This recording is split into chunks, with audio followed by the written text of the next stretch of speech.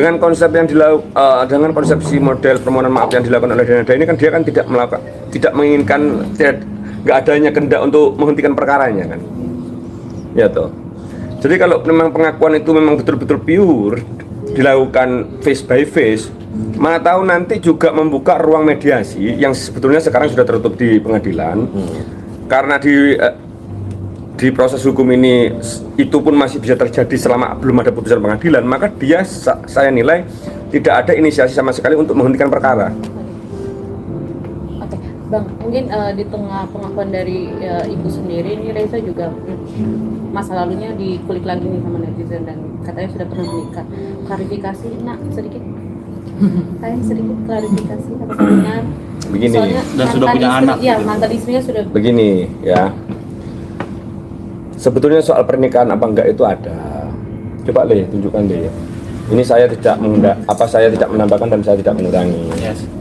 Nanti itu akan saya bahas tersendiri, tetapi jangan sampai isu ini ditarik kepada isu lain yang saya mohon maaf ya kepada kawan-kawan pers juga sekalian, jangan melakukan pembunuhan assassination. Nah, ini. Jadi yang bersangkutan sendiri itu tidak mau melibatkan diri sebetulnya kepada Reza itu untuk menggugah dia bahwa membuka bahwa memang Reza pernah bernikah, memang iya. Ya. Tahun Usia berapa di usia berapa Bang Reza? Ya sekitar usia 20 tahun ya, 20 tahun. Sudah ada momongan? Sudah ada memang, dan dia juga sudah bertanggung jawab. Nanti kalau nggak bertanggung jawab silakan aja gugat. Tapi ingat ya, kalau dia mengugat nanti ada lagi yang akan terblow up ya. Dia ini setiap hari ketemu dengan anaknya. Tapi memberikan nafkah kepada Dia sudah memberikan nafkah, cuma si orang ini mau mencari panggung di sini. pansos ini. Pansos yang memanfaatkan Reza. Ya, kenapa kok dia pisah ya? Nanti kalau dia membedah masalah itu, anaknya nanti akan diasuh oleh Reza loh. Oke. Karena tindakan amoral yang dilakukan nanti bisa saya buktikan di pengadilan. Persidangan. Kalau itu. Nah, kalau ini kalau si Reza, insya Allah sudah saya didik dengan benar ya, termasuk dengan papai dan mamai, dia bertanggung jawab. Nah, kalau soal itu nanti ya kita buktikan di lain hari lah ya, karena ini kan harus konsultasi di sini. Ini kan saya kan membicarakan masalah rasa sakit hati saya lewat mekanisme mekanisme pengakuan yang dilakukan oleh Denada yang pertama. Terus yang kedua ya, juga ada klarifikasi dari Riko adiknya. Nah, ini Riko itu kan bilang begini kan, bahwa jangan melibatkan ibu saya. Yang pertama, terus yang kedua, ibu saya itu juga sudah mengajari anak-anaknya itu memang untuk mulai bekerja, apalagi sejak SMP. Ya, berarti eksploitasi anak lah itu. Dia melakukan secara eksplisit di situ. Terus yang ketiga, ya, ibu saya itu sudah, Reza itu di Banyuwangi tidak tinggal seperti itu. Reza itu tinggal ya di pavilion yang ada ruang tamunya, yang ada televisinya, yang ada kulkasnya, lengkap semuanya. Ini teman-teman, nanti saya bagikan semuanya videonya. Saya bagikan. Jadi kalau saya ngomong gudang, ini gudang. Nanti netizen yang menilai. Ini tidak saya tambahi, tidak saya kurangi. Yang ada cuma tempat tidur ya, nggak ada televisi, nggak ada kulkasnya. Itu makanya Riko kalau mau macam-macam, kamu sudah keluar aja nanti sama saya. Nanti kita buktikan bahasa tubuh ini yang nggak bisa dibohongi. Ya toh, itu makanya kalau mau berbohong itu jangan begitulah. Kalau sudah memang mbakmu itu memang salah, katakan salah lah, gitu loh. Tapi selama ini ada komunikasi dari Reza sendiri ke Enrico-nya? Begini, kalau Reza enggak. Sebelum ya persoalan ini saya tarik ke persoalan hukum ya. Salah satu dasar untuk men-trigger saya untuk mengajukan gugatan itu salah satunya ya statementnya Riko.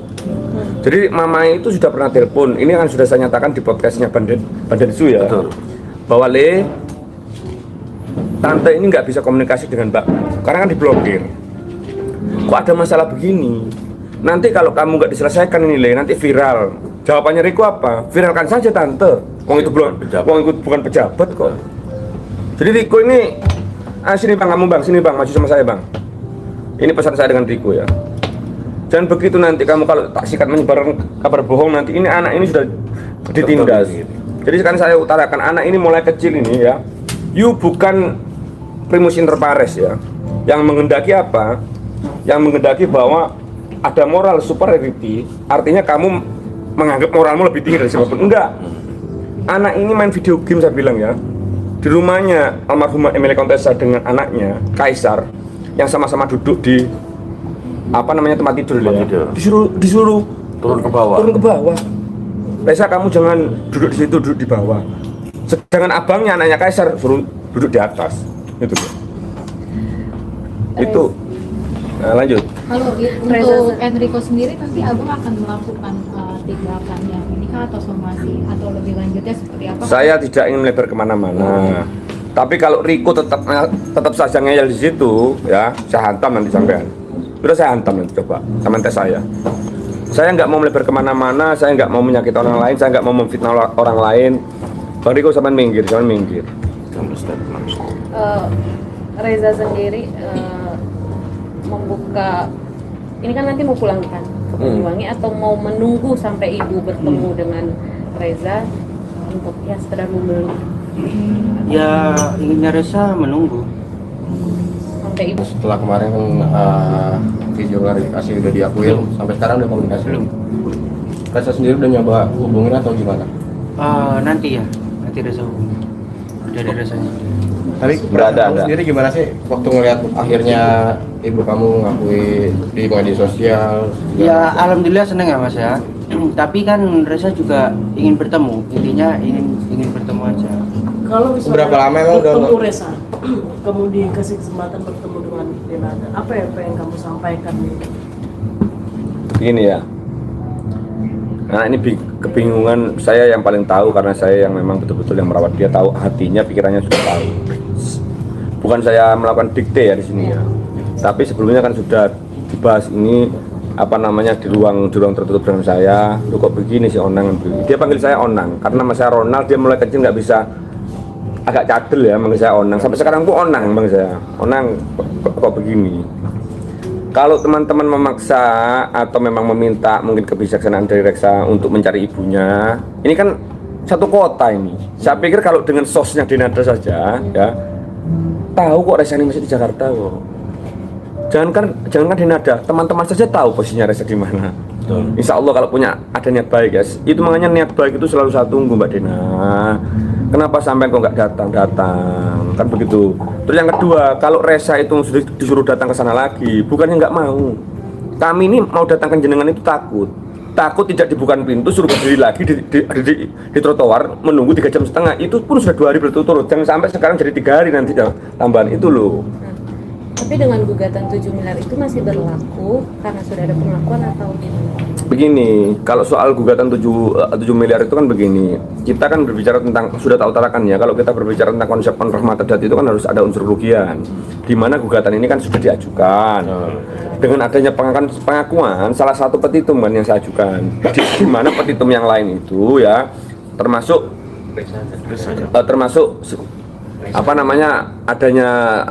adanya ini termasuk yang kedua itu adalah permintaan maaf kepada ibu saya yang saya kejar, termasuk 7 miliar itu. Kenapa formulasi 7 miliar itu ada ya? Gugatan ini masih tidak ada pengakuan, nggak bisa kita rubah seenaknya. Betul. Ini formulasi yang sudah dijadikan sebagai prosedur tetap di pengadilan ya. Yang tinggal menunggu sampai persidangan dan sampai ada putusan pengadilan.